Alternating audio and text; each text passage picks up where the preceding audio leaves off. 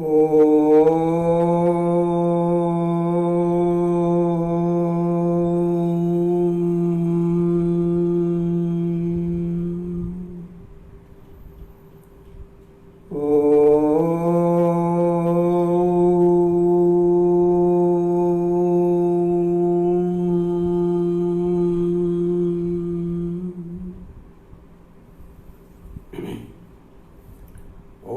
श्री परमात्मने नमः।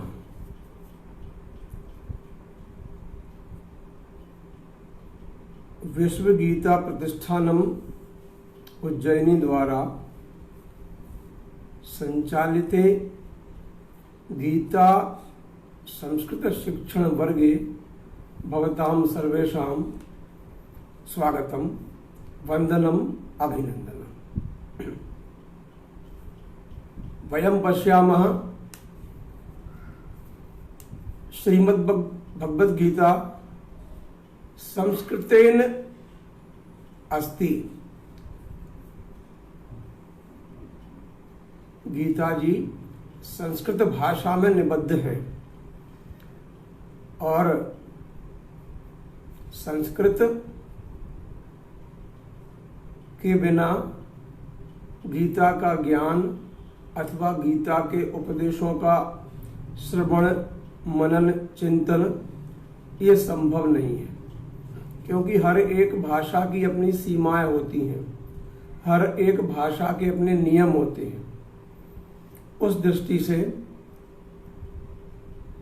संस्कृत भाषा को जाने बिना गीता का ज्ञान कदाचित संभव नहीं है। यदि है तो किंचित अधूरा। इसलिए संस्कृत भाषा के ज्ञान के साथ साथ हम गीता का ज्ञान भी अर्जित करें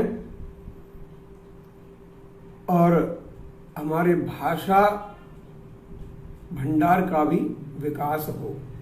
इस दृष्टि से गीता के शब्दों को व्याख्यायित करते हुए, उनकी व्याकरण संबंधी जानकारी देते हुए हम इस क्रम को आगे चलाने में सफल होंगे। यह गीता का प्रवचनात्मक कार्यक्रम नहीं है। हम जानते हैं कि प्रवचन में और भाषा संबंधी अध्ययन में अंतर है।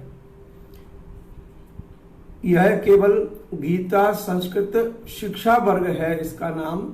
इसलिए गीता और संस्कृत की शिक्षाओं के बारे में, अर्थात गीता और संस्कृत की शिक्षा किस प्रकार से हम प्राप्त करें, ऐसा इसमें वर्ग में दिखाया जाएगा। इसमें शिक्षणात्मक अधिक होगा, प्रवचनात्मक बहुत ही न्यून होगा। सभी सुधी श्रोता इसका लाभ लें।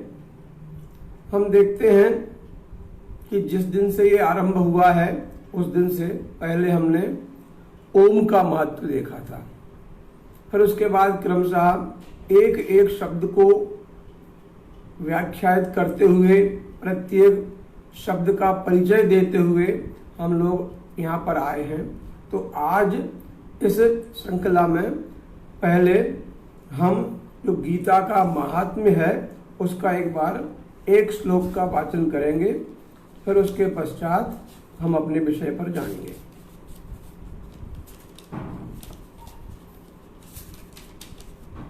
गीता शास्त्रमिदं पुण्यं यः पठेत् प्रयतः पुमान् विष्णोः पदमवाप्नोति भय शोकादिवर्जितः।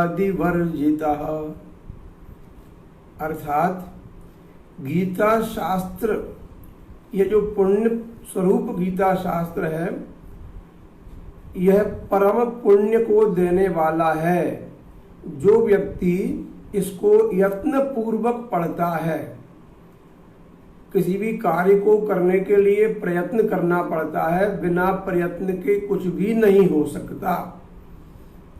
भगवान को भी पृथ्वी पर अवतार लेकर नाना प्रकार के प्रयत्न करना पड़े, कई प्रकार के दुख भोगने पड़े और पूरा जीवन दुखों में और संघर्षों में लगा दिया। इसलिए बिना प्रयत्न के कोई भी चीज संभव नहीं है। इसलिए इसमें कहा कि यह पठेत प्रयतः पुमान विष्णोः पदम अवाप्नोति। भगवान विष्णु का पद प्राप्त करता है और भय शोक आदि वर्जितः, वह समस्त भय शोक आदि से वर्जित हो जाता है, अलग हो जाता है। तो इस प्रकार से ये गीता का महात्म्य का प्रथम श्लोक है। हम क्रमशः आगे चलते जाएंगे। अब हमारे क्रम पर चलेंगे, जो क्रम चल रहा था उसमें ये देखिए, हमने देखा था कि ओम अक्षराणाम अकारोस्मि, इस प्रकार से अक्षरों में मैं अकार हूं। भगवान विष्णु का स्वरूप अकार है, ब्रह्मा उकार है और महेश मकार है। पालक है, निर्माता है, संहारक है, करता है और भरता है। इस प्रकार से फिर ओम श्री परमात्मने नमः, उस परमात्म तत्व को नमस्कार है। उसकी व्याकरण संबंधी हमने चर्चा की थी। फिर श्रीमद् भगवद गीता क्यों कहा गया है उसको, इसके बारे में चर्चा हुई। फिर प्रथमोध्याय को प्रथमः अध्याय क्यों और कैसे बोलते हैं। प्रथमोध्याय धृतराष्ट्र उवाच, इस पद में कौन कौन से शब्द हैं, कैसे इसका उच्चारण करना चाहिए। धृतराष्ट्र संधि विसर्ग है इसमें, उसका लोप हुआ है। फिर धर्म क्षेत्रे कुरुक्षेत्रे का किस प्रकार से हम उच्चारण करें और भाव समझें उनका। फिर इसके बाद में गीता के प्रथम श्लोक पर हम लोग आए थे। प्रथम से 7 श्लोक तक का हमारा विवेचन लगभग हो गया था। इस श्रृंखला में हम एक बार इन श्लोकों का पाठ कर लेते हैं। आप भी देखते जाएंगे और बोलते जाएंगे साथ में। गीता की पुस्तक जो है, ये छोटी वाली पुस्तक कम से कम साथ में रखेंगे अपने में। इस पुस्तक को साथ में रखने से अच्छा रहता है। और पहला अध्याय इसका निकाल लेंगे। प्रथम अध्याय में लिखा हुआ है, उसको पढ़ेंगे साथ में। ओम श्री परमात्मने नमः। श्रीमद् भगवद गीता अथ प्रथमोऽध्यायः। धृतराष्ट्र उवाच धर्मक्षेत्रे कुरुक्षेत्रे समवेतायुयुत्सवः। मामकाः पाण्डवाश्चैव किमकुर्वत संजय। संजय उवाच दृष्ट्वा तु पाण्डवानीकम् व्यूढं दुर्योधनस्तदा। आचार्यमुपसंगम्य राजा वचनमब्रवीत्। पश्यैतां पाण्डुपुत्राणाम् आचार्यमहतीं चमूं। व्यूढां द्रुपदपुत्रेण तव शिष्येण धीमता। अत्र शूरा महेश्वासा भीमार्जुन समायुधि। युयुधानो विराटश्च द्रुपदश्च महारथः। धृष्टकेतुश्चेकितानः काशीराजश्च वीर्यवान्। पुरुजित् कुन्तिभोजश्च शैब्यश्च नरपुङ्गवः। युधामन्युश्च विक्रान्त उत्तमौजाश्च वीर्यवान् सौभद्रो द्रौपदेयाश्च सर्व एव महारथाः अस्माकं तु विशिष्टाये तान्निबोध द्विजोत्तमा नायका मम सैन्यस्य संज्ञार्थं तान् ब्रवीमि ते भवान् भीष्मश्च कर्णश्च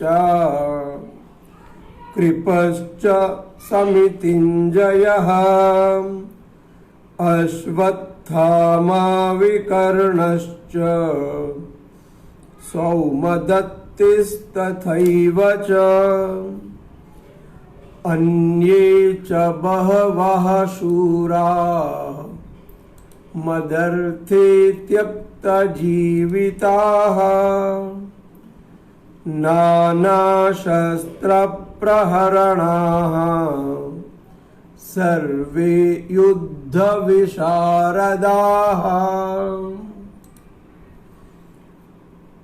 अपर्याप्तं तदस्माकं बलं भीमाभिरक्षितम्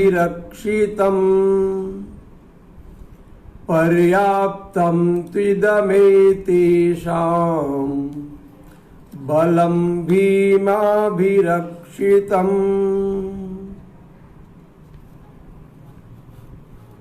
ये जो श्लोक है ये भीष्माभिरक्षितम है, भीष्माभिरक्षितम ऐसा पढ़ना पड़ेगा हमको। अपर्याप्तम तदस्माकं बलम भीष्माभिरक्षितम पर्याप्तम त्विदमेतेषां बलम भीमाभिरक्षितम। तो सप्तम श्लोक से हम लोग आते हैं। हमने देखा था कि पहले धृतराष्ट्र ने प्रश्न किया, संजय ने उत्तर देना आरंभ किया कि जो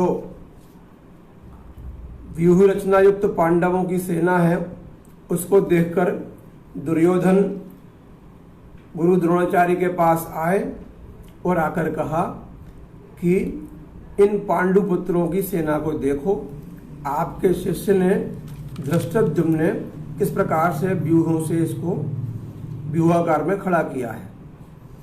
इस सेना में बड़े बड़े धनुष वाले योद्धा हैं, भीम और अर्जुन के समान शूरवीर सात्यकी और विराट तथा महारथी राजा द्रुपद, धृष्टकेतु और चेकितान, ऐसे बहुत से योद्धा इसमें हैं। सुभद्रा का पुत्र अभिमन्यु और द्रौपदी के पांचों पुत्र भी इसमें उपस्थित हैं, जो सभी महारथी हैं। और अपने पक्ष में भी जो योद्धा है, अब ये जो है हमारा अस्माकं तु विशिष्टा ये तान निबोध द्विजोत्तम। अब जो हमारे पक्ष के योद्धा हैं उनको आप समझिए। तो यहाँ से इस पद से हम शुरू करते हैं आज का अध्ययन अस्माकं से। अस्माकं, अस्माकं तीन क्रम हमने बनाए हैं अध्ययन के। पहले श्लोक को पढ़ेंगे, पढ़ने के बाद में फिर उसका हम पदच्छेद करते हैं। पदच्छेद में क्या होता है, जैसे अस्माकं लिखा हुआ है, इसमें अम की बिंदी है, अनुस्वारः अस्ति, किंतु अनुस्वार कथम आगच्छति, अनुस्वार भवति मकारात्। अतः अस्माकं जो हमने पूरा लिखा ये पूरा पद हुआ अस्माकं। इस अस्माकं, अस्माकं का मूल पद क्या है, तो हम जानते हैं कि अस्माकं का मूल है अस्मद शब्द। जो सर्वनाम शब्द हैं उनमें अस्मद है। अस्मद माने मैं के लिए प्रयोग होता है, उत्तम पुरुष के लिए। तो अस्माकं माने हमारा। इस प्रकार से हमने अस्माकं को वहां से यहां लिख दिया। तू वैसा का वैसा आया, कोई परिवर्तन नहीं है। यहाँ जो विशिष्टाः लिखा हुआ है, इस विशिष्टाः में हमने यहाँ नीचे विसर्ग लगाया है, क्योंकि ऊपर किसी संधि नियम के तहत दीर्घ आकार के पश्चात जो विसर्ग आता है उसका लोप हो गया है। विशिष्टाः ये है वो वास्तव में, लेकिन ऊपर लिखा है विशिष्टा, तो जो विसर्ग का लोप हुआ था उसको लगा दिया, विशिष्टाः बन गया। ये जो है यत शब्द है, यत शब्द का, यत शब्द सर्वनाम है जो, इसका अर्थ होता है जो, यत, यह, यौ, ये, तो ये जो है यह बहुवचन है यत शब्द का, तो ये विशिष्टाः जो विशिष्ट है, ये लिखा है यहाँ पर ऐसा का ऐसा, और ये लिखा हुआ है तान्निबोध।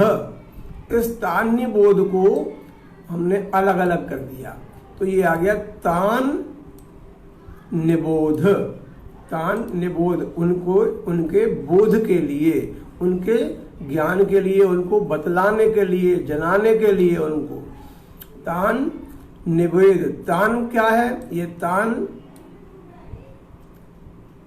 तद शब्द जो है, तद शब्द के पुल्लिंग का बहुवचन है, द्वितीय विभक्ति। सह तौ ते तम तौ तान। इस प्रकार तान माने उनको। निबोध, इसमें बुध धातु है, नी उपसर्ग लगा हुआ है, बुध में कुछ प्रत्यय लगने के बाद में बोध हो गया है, और निबोध उनके ज्ञान के लिए, जानने के लिए उसने बताया। द्विजोत्तम, द्विजोत्तम जो है यह संबोधन का रूप है। द्विजेषु उत्तमः यः सः द्विजोत्तमः। द्विज अर्थात द्वि प्लस जा, इसमें है द्वि धन जा। जा माने जन्म लेना, जो दो बार जन्म लेता है वह द्विज होता है। द्विज जैसे पक्षी है, पक्षी प्रायः दो बार जन्म लेते हैं। एक बार तो जब उनकी माँ के उधर से जब अंडा बाहर निकलता है तो वह एक जन्म हुआ। फिर अंडा के, उस अंड के परिपक्व होने के बाद जब उसकी माँ उसको फोड़ती है और उसमें से उस चूजे को बाहर निकालती है, उस शिशु को बाहर निकालती है, वह उसका दूसरा जन्म हुआ। तो पहले जब माँ के गर्भ से अंडा बाहर निकला वह जन्म हुआ, फिर जब उसकी माँ ने अंडे को फोड़कर जन्म दिलवाया वह उसका दूसरा जन्म हुआ। इसलिए जितने भी खग हैं, पक्षी हैं, वे सब द्विज कहे जाते हैं। अंडज भी हैं और द्विज भी हैं। जो अंडों से जन्म लेते हैं वो अंडज, जो पिंड से जन्म लेते हैं वो पिंडज, जो स्वेद से जन्म लेते हैं वो स्वेदज, जो फोड़कर निकलते हैं वो कहे जाते हैं उद्भिज। आगे के अध्यायों में चर्चा करेंगे इन विषयों पर हम। तो द्विज माने द्विबार जन्म लेते हैं।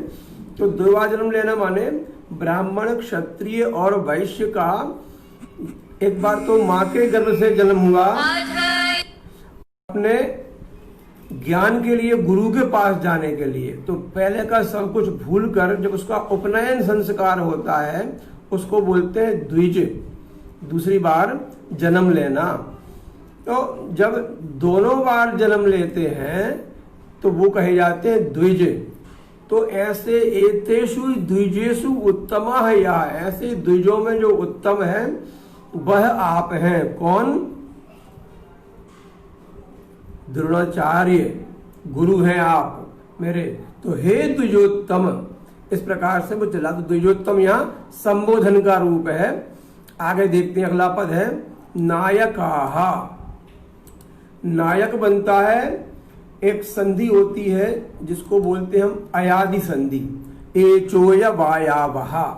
इस एचोय वायावः के तहत इसमें नई प्लस अकः ऐसा ना लगाते हैं, नई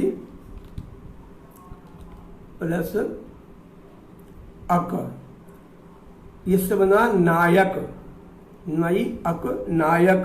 नायक इस शब्द का बहुवचन हो गया है नायकाः, प्रथमा विभक्ति बहुवचन नायक शब्द का। मम, मम वही है, जैसे अस्माकम था तो अस्माकम बहुवचन षष्ठी विभक्ति है अस्मत् सर्वनाम की, और मम जो है ये अस्मत् सर्वनाम की विभक्ति षष्ठी है किंतु एक वचन है। अस्माकम बहुवचन है और मम एक वचन है। मम अर्थात मेरा। सैन्यस्य, ये शब्द है सैन्य। सेना संबंधी जो होता है इसको बोलते हैं सैन्य, सेना के योग्य, सैन्य या सेना संबंधी। सैन्य और षष्ठी विभक्ति आ गई उसमें तो सैन्यस्य, मेरी सेना के। संज्ञार्थम, संज्ञार्थम यहां पर ज्ञा धातु है। ज्ञा माने जानना, ज्ञान। संज्ञा माने सम्यक रूप से ज्ञान। संज्ञा प्लस अर्थम माने संज्ञार्थम। संज्ञा अर्थम, संज्ञा के लिए, आपके ज्ञान के लिए, आपकी जानकारी के लिए। तान, ये भी तद शब्द का वो जो ऊपर जो आया तान वही ये है, दोनों तान एक जैसे हैं। ब्रवीमि ते, अहम ब्रवीमि, मैं बोलता हूं, मैं कहता हूं। उत्तम ब्रू धातु, उत्तम पुरुष एक वचनम। ब्रवीमि बोलता हूं, लट लकार वर्तमान काल। ते, ते माने आपके लिए। ये ते जो दिख रहा है इस ते में अंतर है। ये सहतऊ ते वाला ते नहीं है, ये ते है चतुर्थी विभक्ति का एक वचन होता है युष्मत् शब्द का।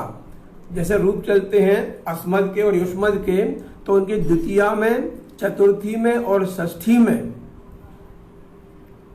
विशेष रूप भी बनते हैं। में नौ नहा, ऐसे ही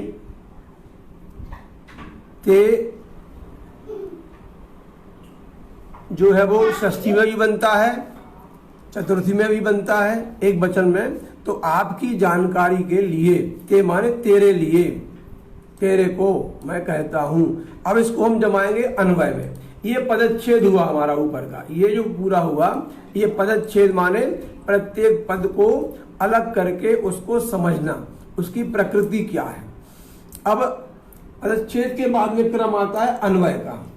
उस अन्वय में हम इस वाक्य क्रम को ऐसा जमाएंगे जैसा हिंदी में बोलते हैं। तो पहले संबोधन का रूप आता है, तो संबोधन का रूप कौन है इसमें? द्विजोत्तम। तो हे द्विजोत्तम को लेकर आए यहाँ से, तो यहाँ लिखा हमने हे द्विजोत्तम। द्विजोत्तम ये यहाँ पर लिखा हमने द्विजोत्तम। और फिर इसके पश्चात में अस्माकम तू, ये जो विशिष्ट हैं, तो ये यहां से निकल कर ये इधर पहुंच जाएगा अस्माक द्विजोत्तम। द्विजोत्तम के बाद में हम यहाँ पर अपने सुविधा के लिए, जानकारी के लिए संबोधन का निशान लगा सकते हैं।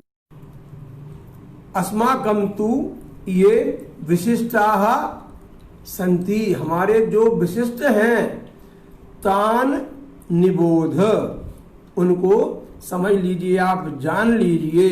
अब यहां हमको इसमें इसकी आवश्यकता नहीं है। निबोध क्या कि ते संज्ञार्थम, अब ते संज्ञार्थम, तेरी जानकारी के लिए, तुम्हारी जानकारी के लिए, आपकी जानकारी के लिए, आपकी जानकारी के लिए अपन बोलते हैं ना बीच बीच में कि आपकी जानकारी के लिए मैं बता देता हूं। तो ते ज्ञा संज्ञार्थम, ते संज्ञार्थम यहां से वहां पहुंच जाएगा ते संज्ञार्थम मम सैन्यस्य नायकाः सन्ति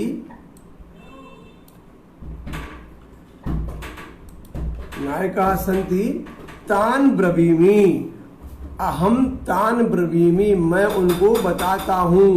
हे द्विजोत्तम अस्माकं तु ये विशिष्टाः, यहाँ संति लगा सकते हैं अपन, यहाँ पर लिख सकते हैं संति। अब ये संति जो हमने लगाया हुआ है तो इसको अपन ब्रैकेट में कर देते हैं पहले इसके, तो ये मालूम रहेगा हमने लगाया हुआ है। श्लोक में नहीं था लेकिन लगाया हमने, थोड़ा छोटा भी कर देते हैं इसको ताकि कंफ्यूजन ना हो आगे। तो हे द्विजोत्तम अस्माकं तु ये विशिष्टाः सन्ति तान निबोध, उनको जान लीजिए। ते संज्ञार्थम, आपकी संज्ञा के लिए, आपकी जानकारी के लिए, मम सैन्यस्य, मेरी सेना के, नायकाः, जो नायक हैं अर्थात प्रमुख व्यक्ति जो हैं, जो सेनापति हैं, उनको ब्रवीमि, तान ब्रवीमि, मैं उनको बताता हूँ आपके लिए, ये आप समझ लीजिए। तो इस क्रम से अगर हम इसका पहले विच्छेद किया, पदच्छेद करने के बाद में फिर हमने अन्वय किया। पदच्छेद करने में जो भी हमारे अनुस्वार थे या संधि वाले पद थे या समास वाले थे, उनको समझ लिया हमने और उनको जमा दिया। फिर उसे वाक्य में कर्ता कर्म क्रिया के संबंध में जमा दिया, तो यह कार्य हमारा समझने में बहुत आसान हो गया। अब ऊपर वाले में और नीचे वाले में समझने में बड़ा अंतर है। अस्माकं तु विशिष्ट, आइए हमारे तो ये विशिष्ट हैं, उनको आपकी जानकारी के लिए मैं अब सेना के नायक हैं उनको कहता हूँ।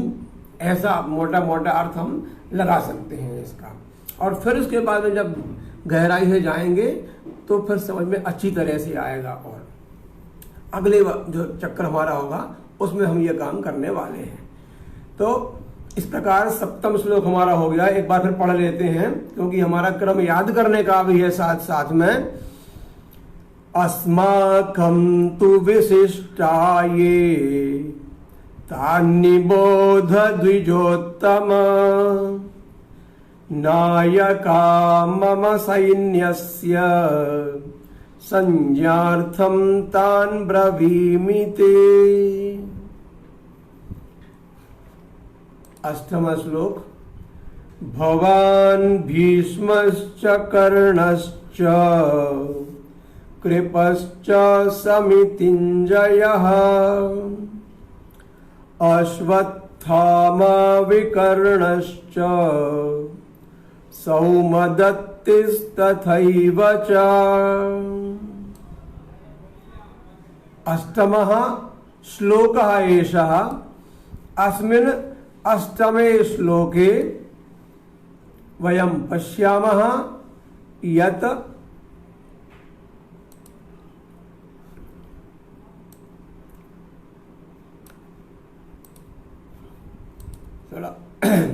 कि भवान, और इसका पदच्छेद करेंगे हम पहले।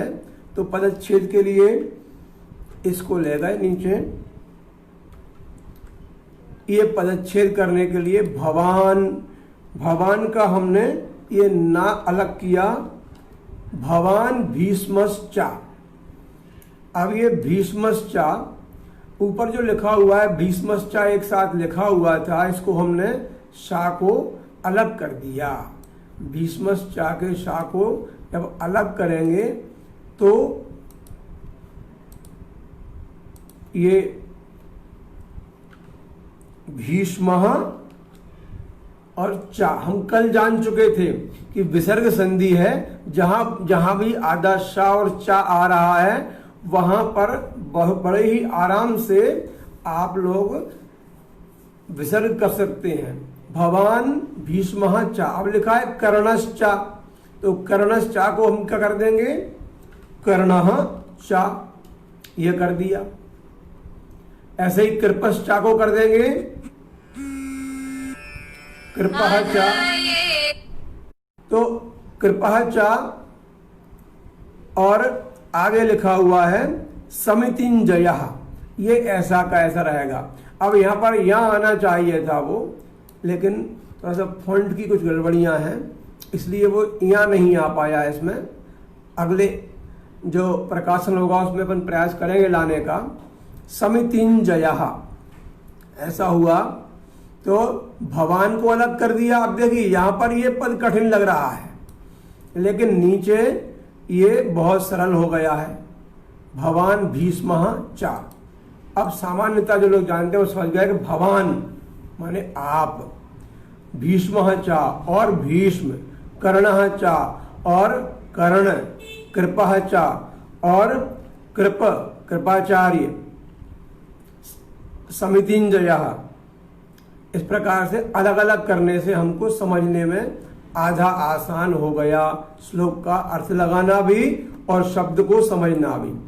अब आगे है अश्वत्थामा विकर्णश्च, इसमें भी वही कर देंगे हम कि विकर्णः च। आगे भी देखिए सौमदत्तिस् तथैव च, सौमदत्तिस् इसमें भी सा है, तो ये भी विसर्ग के स्थान पर ही सा हुआ है, तो सोमदत्ति ही तथैव च।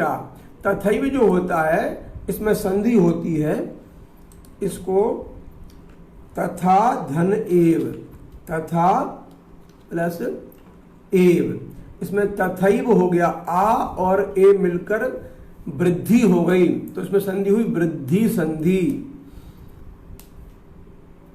वृद्धिरादैच, वृद्धिरेच, ऐसा उसका सूत्र है। तो आ और ए मिलकर आई बन गए, तथैव हो गया है वो, इसलिए ये तथैव है। यहाँ पर तथा प्लस एव माने वैसा ही, तथा एव माने वैसा ही, वैसे ही। अब इसका हमने जमाया अन्वय, इस पद को अन्वय में जब किया तो फिर भवान ये आएगा, भवान आप, भाई जब आप ही तो आएगा पहले, भवान और कौन आपके पास साथ में, भीष्म। हमने देखा है कि ये जो चा जो होता है, ये चा जिस पद के पास लगा होता है उसके पहले गिना जाता है, पहले बोला जाता है। जैसे हिंदी अंग्रेजी में और का प्रयोग करते हैं हम, वैसा और का प्रयोग यहाँ बीच में नहीं करते, उस पद के बाद में करते हैं। तो भवान च भीष्मः, फिर आएगा चा, फिर कर्णः च, भवान भीष्मः च कर्णः च,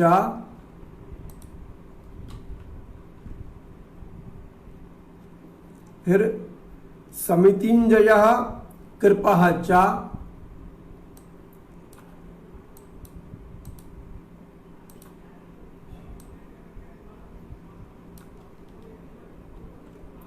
समितिंजयः कृपः च। समितिंजयः कृप का जो है विशेषण है, इसलिए वो यहां से कृप के पहले पहुंच जाएगा, क्योंकि विशेषण पहले होता है,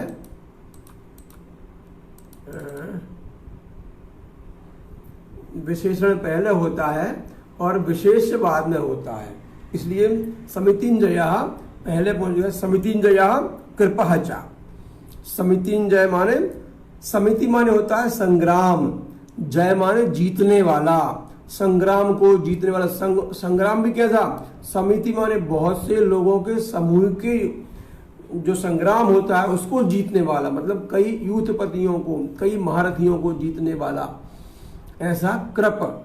समितिंजयः कृपः च।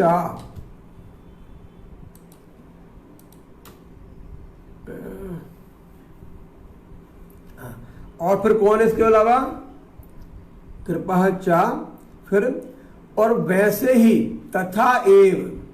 अब ये तथा एव जो लिखा हुआ है हमारा, इसको हम अलग कर देंगे,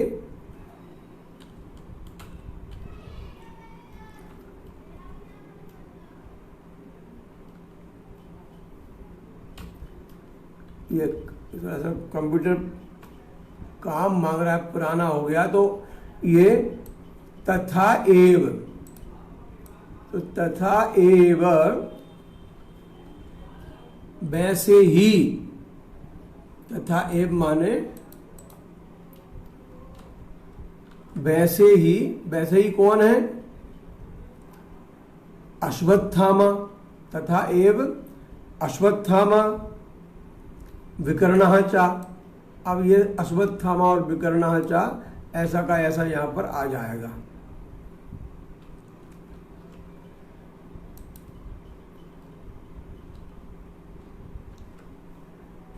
अश्वत्थामा विकर्णः च और सोमदत्ति, सोमदत्ति माने, अरे भाई सोमदत्त का पुत्र, कल अपन ने चर्चा की थी। सौभद्र माने सुभद्रा का पुत्र, द्रौपदी माने द्रौपदी का पुत्र, कौन्तेय माने कुंती का पुत्र, वासुदेव अर्थात वसुदेवस्य अपत्यम, वसुदेव का पुत्र। ये कंप्यूटर हैंग कर रहा है, तो हाँ सोमदत्ति ही। अब ये जो है ये है, अब ये अभी बात पूरी नहीं हुई दुर्योधन की, अभी बात चल रही है, इसलिए कंप्यूटर का हैंग होना बंद हो तो आगे चलते हैं अपन। सोमदत्ति ही तथैवच, और सोमदत्ति हैं, और इनके साथ इनके जैसे ही अगला श्लोक है,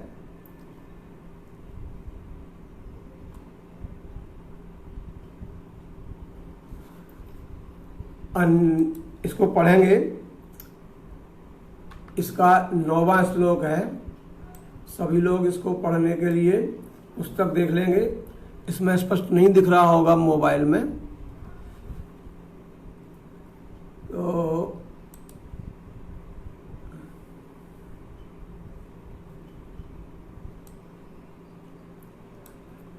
पूरा काम लाइव है ये, इसलिए इसमें थोड़ी कंप्यूटर हैंग कर रहा है, इसलिए समस्या आती है थोड़ी सी। आप लोग धैर्य रखें तो, लेकिन जो जानकारी होगी वो स्थायी होगी, सुदृढ़ होगी, हमेशा के लिए परमानेंट रहेगी आपके पास में।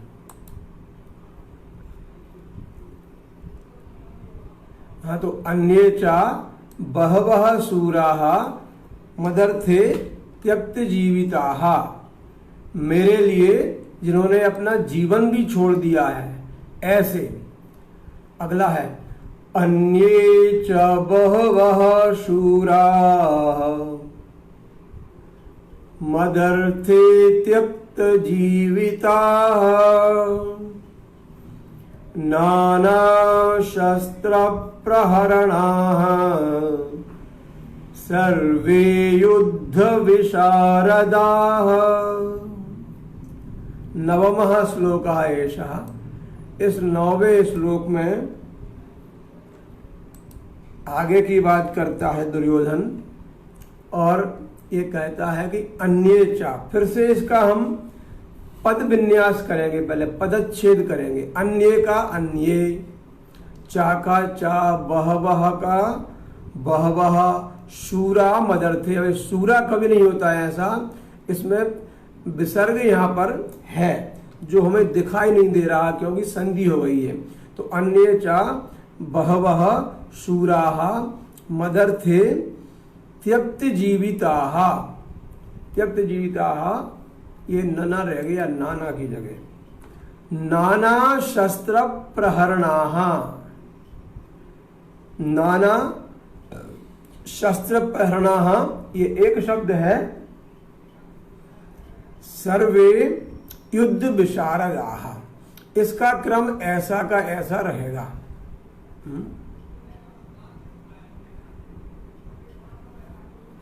कुत्रगता अन्ये च बहवः शूराः मदर्थे त्यक्त जीविताः नाना शस्त्र प्रहरणाः सर्वे युद्ध विशारदाः। ये और अन्य बहुत से जो सूर हैं, अरे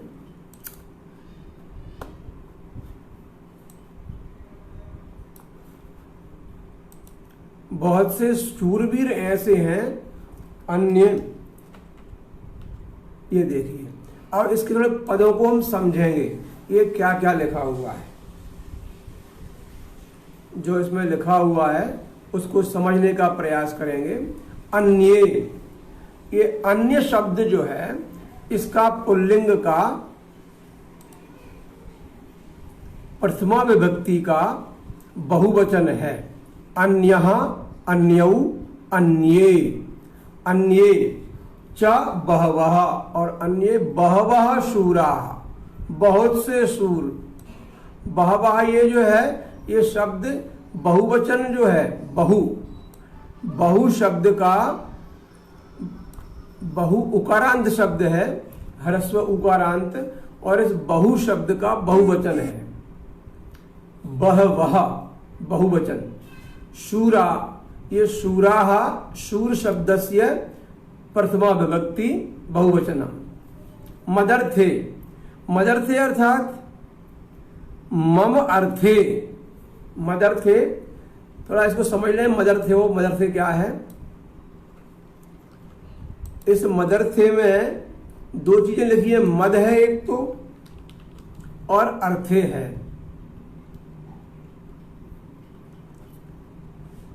इस मद, मम और अर्थे। अब ये मम अर्थे में जो मद लगा हुआ है, ये मद जो है वो, ये मद जो अस्मद शब्द का ये मूल है। मद अर्थे, ये मद अर्थे की जगह हमको इसका भाव लेना पड़ेगा।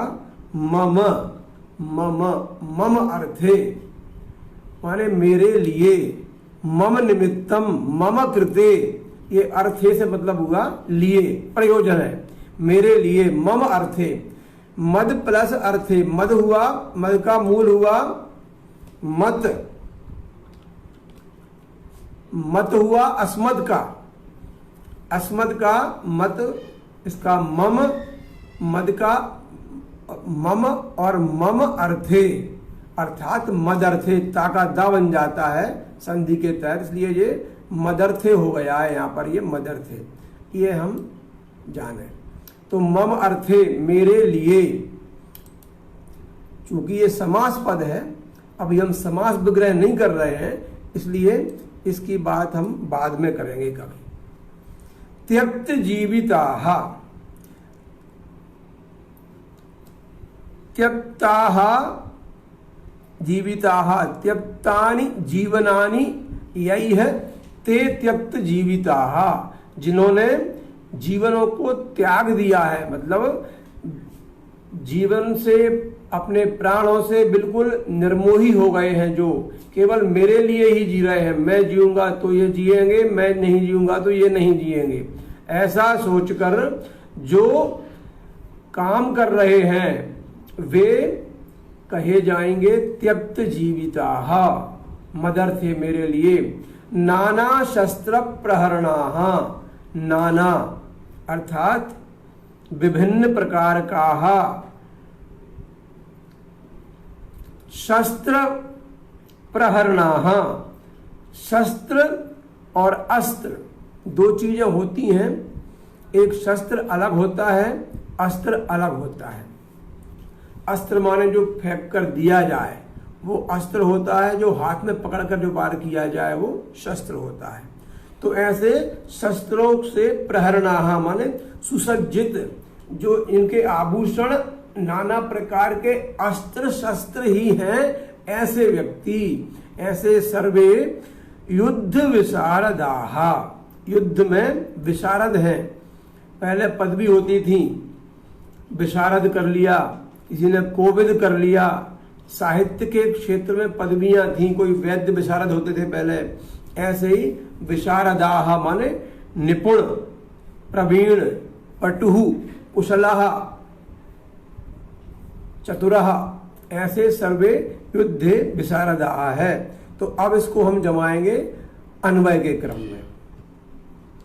अब एक एक करके हम जब इसका भाव समझ रहे हैं तो वह सीधा अर्थ पढ़ने के बजाय हमको शब्द भी समझ में आ रहा है और शब्द के साथ साथ में हम उसकी प्रकृति भी समझ पा रहे हैं और प्रकृति के साथ में हमारा ज्ञान भी बढ़ रहा है। अब देखिए इसमें क्या क्या हुआ है। तो अन्ये चा बहवः सूराः, ये ऐसा का ऐसा आएगा कुछ भाग तो, क्योंकि अन्ये चा और अन्य भी। भाई पहले श्लोक में जो बोला था कि आप हैं, भीष्म हैं, कर्ण हैं, कृपाचार्य हैं, अश्वत्थामा हैं, विकर्ण हैं और सोमदत्ती हैं और ऐसे ही अन्य भी, और ऐसे ही अन्य चा बहवः शूराः, और अन्य बहवः शूराः मदर्थे, मेरे लिए, मम अर्थे, मम कृते, अन्ये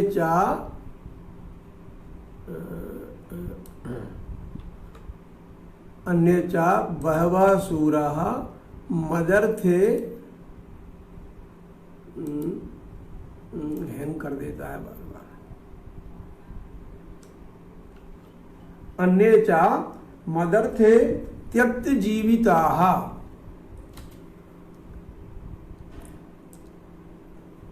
और अन्य मदर्थे माने मेरे लिए, त्यक्त जीविताः जिन्होंने जीवन त्याग दिया है, ऐसे त्यक्त जीविताः बहवः शूराः सन्ति।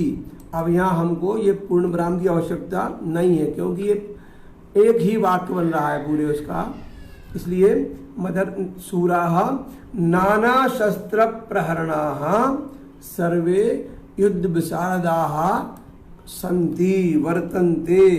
अब ये सभी इस प्रकार से युद्ध में विशारद हैं, युद्ध में निपुण हैं, सर्वेपि, तो सन्ति ये ऐसा बन जाएगा।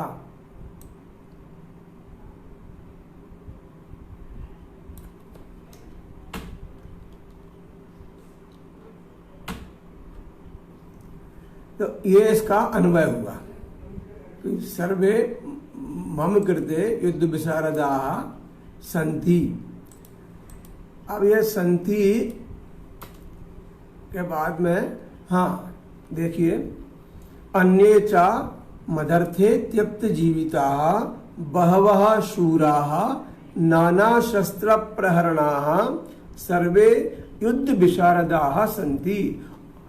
और अन्य बहुत से जो त्यक्त जीवित हैं, ऐसे बहुत से शूरवीर, अनेक प्रकार के शस्त्र अस्त्रों से सुसज्जित, सभी युद्ध में विशारद हैं। युद्धे चतुराः सन्ति सर्वेपि तादृशाः अत्र आगताः।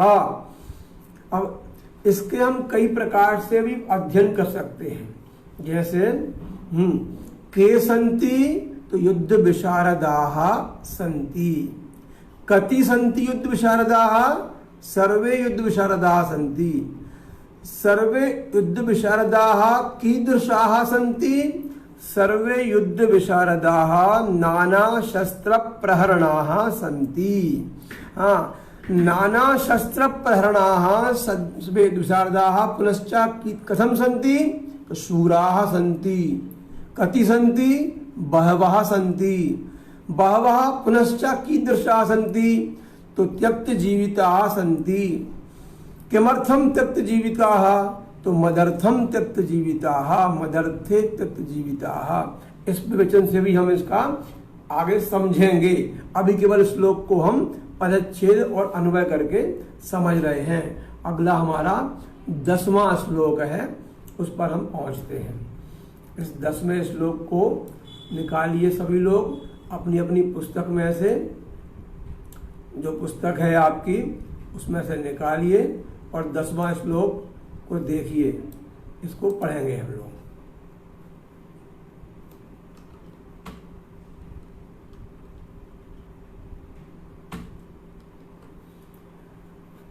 अपर्याप्तं तदस्माकं बलं भीष्माभिरक्षितम् पर्याप्तं त्विदमेतेषां बलं भीमाभिरक्षितम्।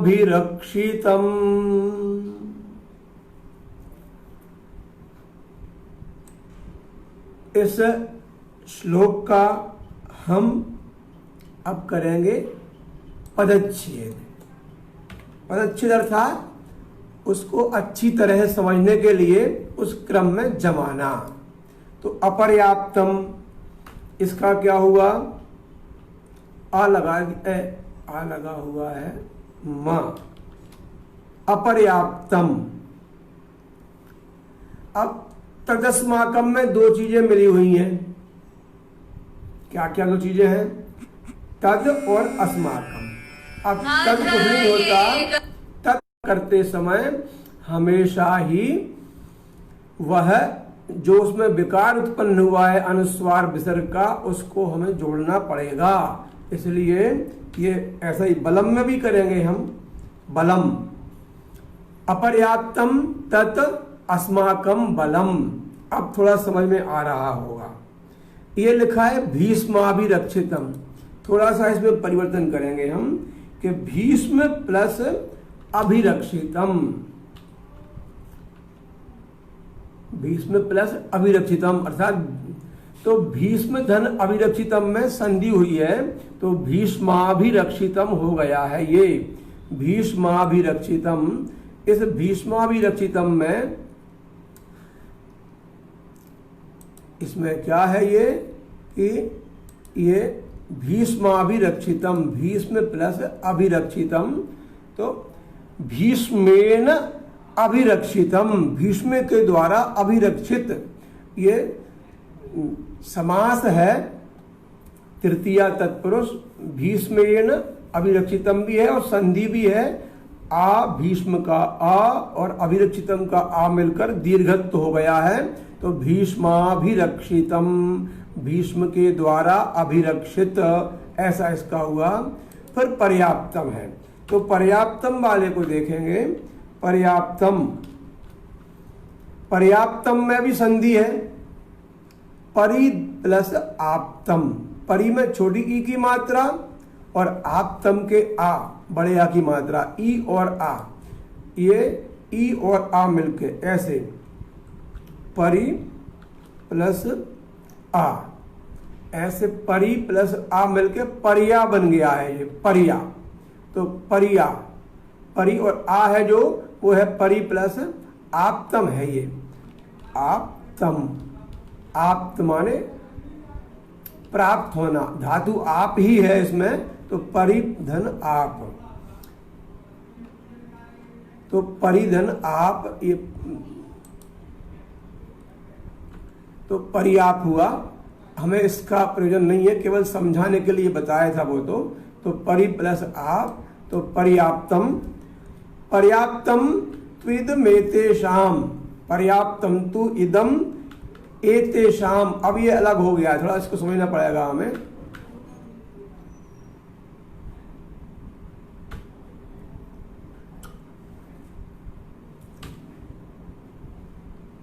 हाँ, पर्याप्तम त्विदमेतेषाम लिखने में समस्या आ रही है थोड़ी सी, कंप्यूटर हैंग कर रहा है बार बार। त्विदमेतेषाम, तू इदम एतेषाम, ये पद है इसमें। तू इदम एतेषाम,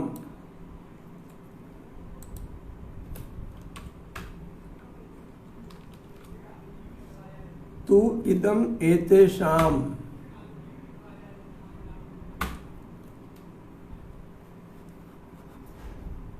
तू अलग है, ऊ और ई का मिलके बन गया है वी, ऊ का वा।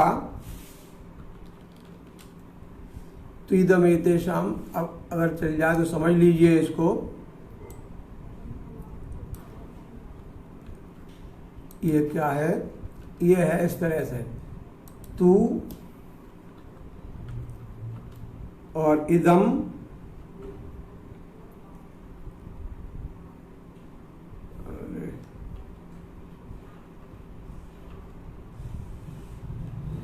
तु इदम एतेषाम।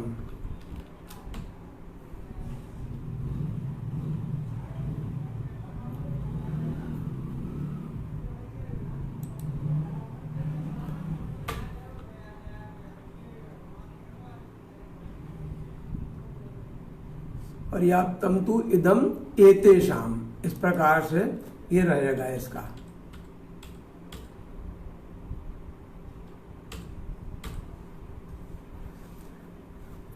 ये पद हो गया है पर्याप्तम तु इदम एतेषाम। इसको अलग करना पड़ेगा हमको। ये लिया उठा के, अब फिर जाम हो गया, नहीं कर रहा काम कंप्यूटर, दुकानें पूरी बंद हैं, क्या कर सकते हैं।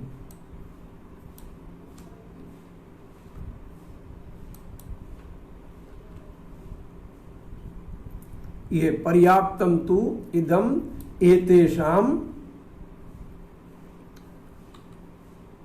बलम। अब बलम जो है इसमें अभी अनुस्वार स्थाने मकार आगमिष्यति, मकार आएगा। कहाँ गया?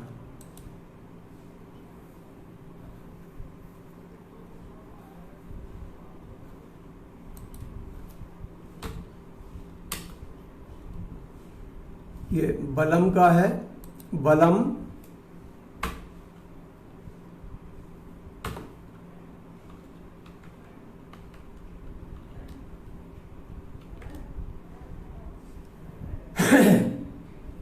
बलम भीमाभिरक्षितम, जैसा ऊपर था भीष्माभिरक्षितम, वैसा ही ये भीमाभिरक्षितम है, भीम प्लस अभिरक्षितम। अब ये भीम प्लस अभिरक्षितम, अब भीम के द्वारा अभिरक्षित। ऊपर था भीष्माभिरक्षितम, ये इसको बोलते हैं काव्य सौंदर्य है। ये अलंकार लगा दिया समान, अनुप्रास अलंकार आ गया, अंत्यानुप्रास, तो अभिरक्षितम अभिरक्षितम आ गया। इधर भी अस्माकम एतेषाम, यहां भी बन रहा है। तो अपर्याप्तम तद अस्माकम बलम भीष्माभिरक्षितम पर्याप्तम त्विदम एतेषाम बलम भीमेन अभिरक्षितम। इस प्रकार से हमारा समय समाप्त होने वाला है, इसको कल देखेंगे। आप लोग जो इसमें अपना समय दे रहे हैं, श्रीमद् भगवद गीता के प्रचार प्रसार में अत्यंत सहयोगी रहेगा ये। और हमारा ज्ञान किस प्रकार से हो और क्या चाहते हैं, इसके बारे में अवश्य ही आप टिप्पणी लिखें, सुझाव दें। सबके सुझाव स्वागत योग्य हैं। जैसा कि हम समापन के समय पर श्रीमद् भगवद गीता के अंतिम श्लोक का पाठ करते हैं, वो निकाल लीजिए। 18वें अध्याय का 78वां श्लोक अंतिम श्लोक है। जिनके पास गीता जी वो निकाल लें, नहीं है वो देखें। इसमें यत्र योगेश्वरः कृष्णो यत्र पार्थो धनुर्धरः तत्र श्रीर्विजयो भूतिर् ध्रुवा नीतिर्मतिर्मम।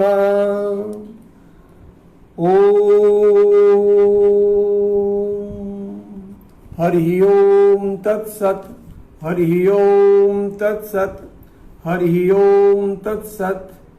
कल ठीक 10 बजे पुनः उपस्थिताः भवेम। तावत् जय श्री कृष्ण।